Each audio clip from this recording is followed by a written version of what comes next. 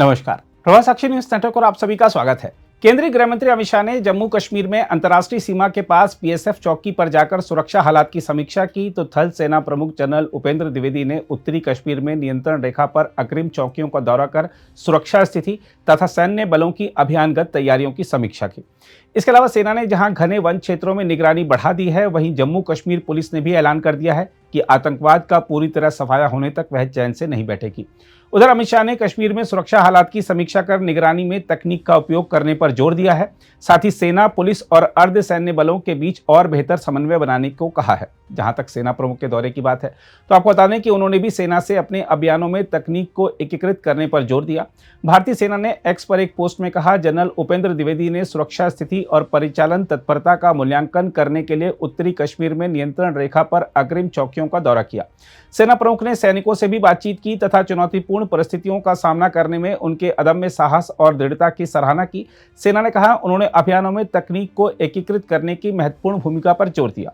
हम आपको यह बता दें कि जम्मू कश्मीर में बर्फ पिघलने और पहाड़ी दर्रे खुलने के साथ ही सेना ने चेनाब घाटी में आतंकवादियों की घुसपैठ के प्रयास को विफल करने तथा शांति बनाए रखने के मकसद से डोडा जिले के घने वन क्षेत्र में निगरानी बढ़ा दी है।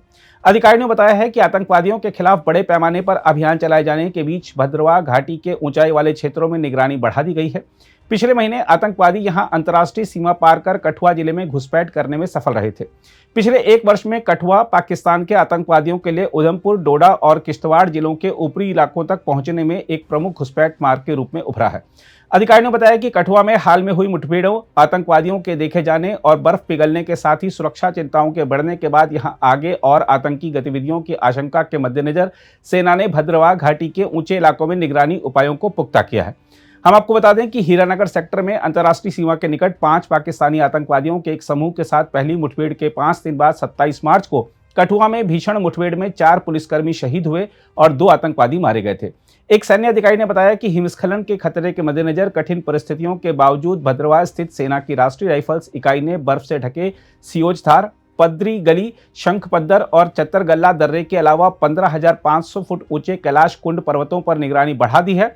उन्होंने कहा कि कठुआ, सांबा और उधमपुर की सीमा से लगे ऊंचाई वाले दर्रों पर अतिरिक्त जवानों को भेजने के अलावा समुद्र तल से 10,531 फुट की ऊंचाई पर स्थित भद्रवाह पठानकोट राजमार्ग पर सबसे ऊंचे स्थान चत्तरगल्ला दर्रे पर एक संयुक्त सुरक्षा चौकी स्थापित की जा रही है। हम आपको यह भी बता दें कि केंद्रीय गृह मंत्री अमित शाह ने अपने जम्मू कश्मीर दौरे के दौरान केंद्र शासित प्रदेश की वर्तमान सुरक्षा स्थिति की समीक्षा की थी।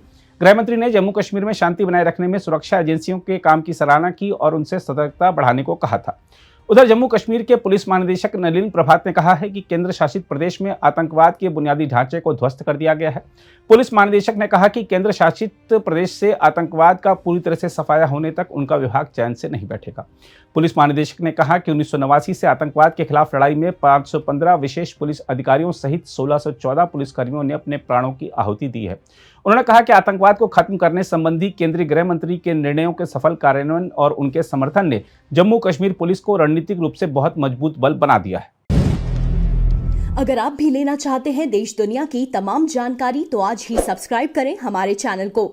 साथ ही नीचे दिए बेल आइकन को जरूर दबाएं ताकि हर अपडेट आप तक पहुंच सके।